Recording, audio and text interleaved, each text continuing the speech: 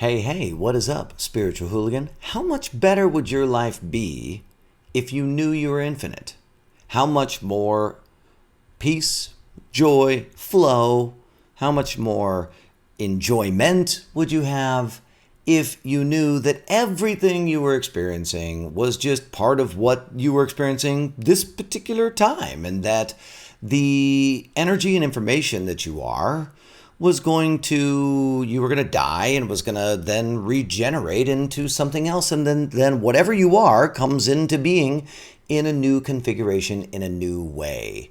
It's not a new idea, but it is an idea that tests strong with muscle testing, which I think is fascinating, that it strengthens your body to think that. So let's talk about some enlightened perspectives today, because in the end, I just want you to be stoked, be productive, and live a life of enlightened prosperity. My name is Matthew Ferry, author of Quiet Mind, Epic Life, and this is your daily enlightenment. It's your moment to pause, to slow down, to get connected to enlightened perspectives. I want to help you to quiet your mind and restore your peace. Now, enlightened perspectives are simply perspectives that assume that all is well. And when we look at enlightenment in general, there's all these crazy ideas about what enlightenment is. But if you look at just the definition of enlightened, it really just means to have a modern, rational perspective, that you are well informed. And what happens when you have a modern, rational, well informed perspective is that you are more peaceful, you're easier to be with.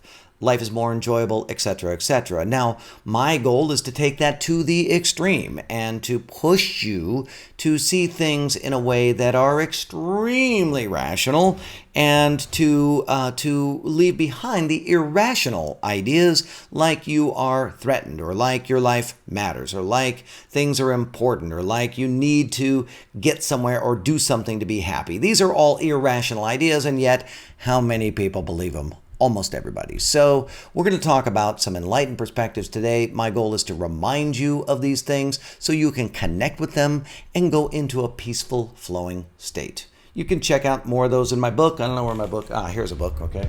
You can check out more of those in my book if you want. Quiet Mind, Epic Life, chapter number 9. We've got a whole series of enlightened perspectives that I go through in the book, but let's just talk about some right now. The first one is that I am an infinite being.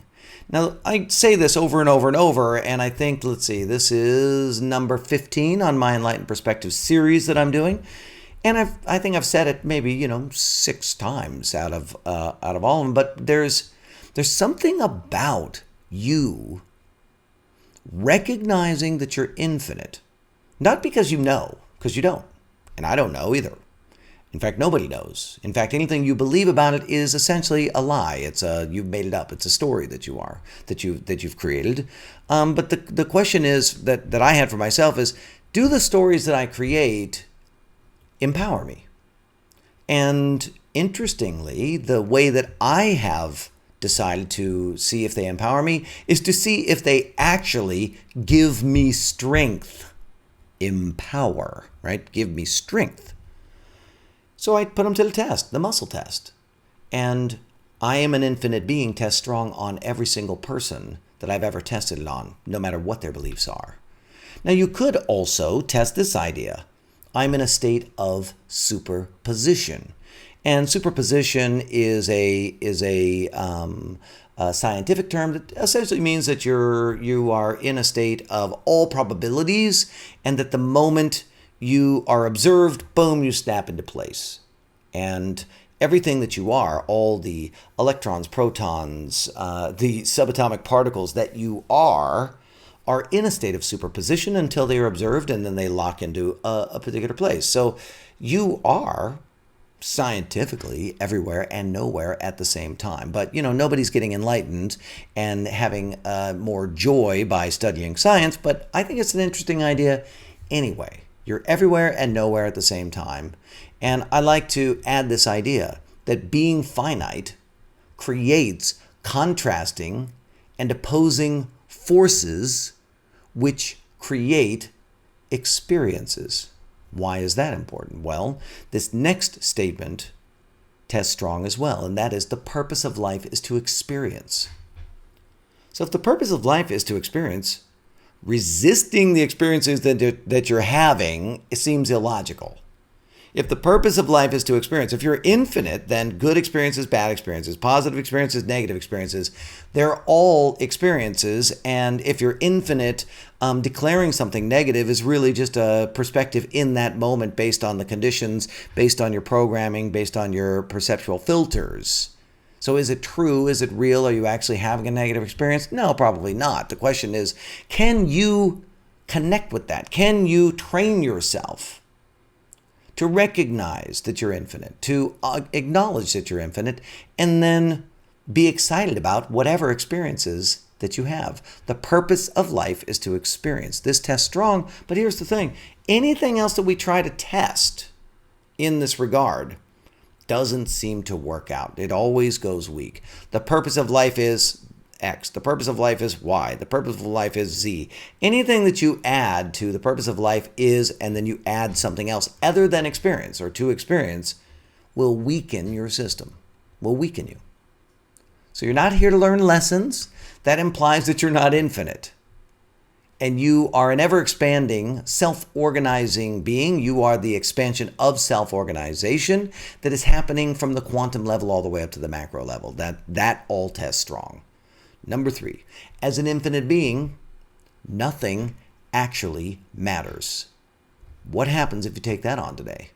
As an infinite being, nothing actually matters. Because if nothing actually matters, then anything you want to matter matters. If nothing actually matters, then you can effortlessly, gracefully release all guilt, obligation, cultural rules, protocols, all manner of illogical fanfare can just be ejected. Now, that doesn't mean that you're doing things that are negative and degrading to the people around you. That would be illogical, right? Because if you suddenly started ejecting all of these things, all of the guilt and obligation and the rules and the protocols and all of that stuff, and you did it in a way that didn't honor that the rest of the people in your world don't care about operating in an enlightened perspective, they care about operating in a survival framework.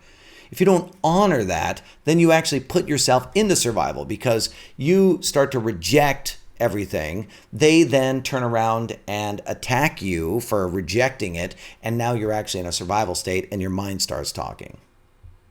Number 4, everyone you know and everything you see, all the people you are aware of, are infinite energy and information consistently reconfiguring itself over and over and over into what we see today. Infinite beings, everyone.